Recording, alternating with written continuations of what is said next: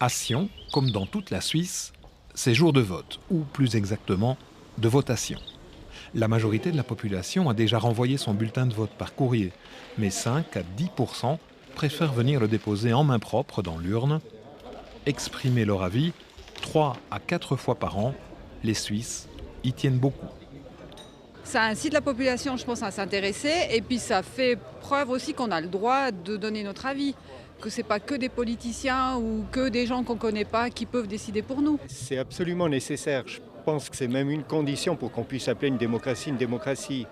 Parce que vous voyez, avec notre système, celui qui prend la décision, donc là le peuple, c'est lui qui en paye les conséquences, qu'il ait voté d'un côté ou d'un autre.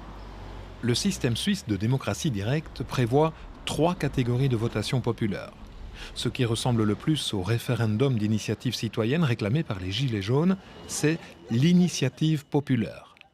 Elle concerne tout ce qui peut impliquer une révision de la Constitution fédérale.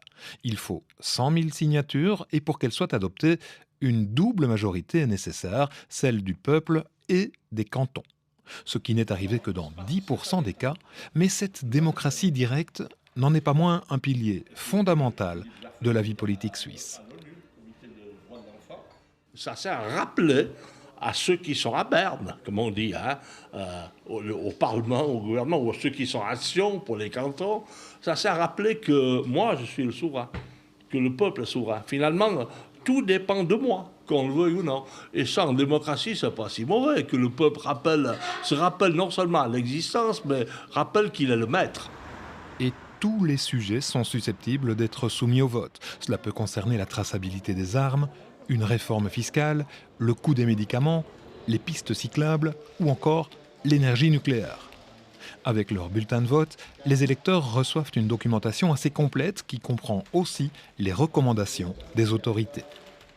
Le principal avantage de la démocratie directe réside, à mon avis, dans le fait que des objets tout à fait fondamentaux structurent le débat politique en permanence, avant, pendant et après les votations, alors que dans une démocratie purement représentative, eh bien, les citoyens sont limités à porter un regard peut-être un peu oblique sur les prises de position des représentants dans les institutions politiques. 2 inconvénients sont régulièrement avancés. L'éventuel déséquilibre au niveau des moyens financiers pour faire campagne. Et ensuite, la lenteur du processus législatif, ce qui peut, par ailleurs, se révéler une qualité. Même s'ils doivent se déplacer plusieurs fois par an pour donner leur avis, les Suisses tiennent beaucoup à ce système de votation. Un système qui, à leurs yeux, sans aucun doute, pourrait être exporté dans d'autres pays. Je pense que c'est un système qui est totalement exportable. Après, il faut trouver le bon dosage, mettre en place les mécanismes. Et je pense que c'est tout à fait praticable. Nous le faisons avec une certaine sérénité, un certain bonheur depuis 150 ans. La première votation populaire remonte en effet à 1848. Et pour ceux qui aiment prévoir à long terme, ils peuvent déjà parcourir le calendrier des votations des 20 prochaines années, jusqu'au 28 novembre 2038, pour être précis.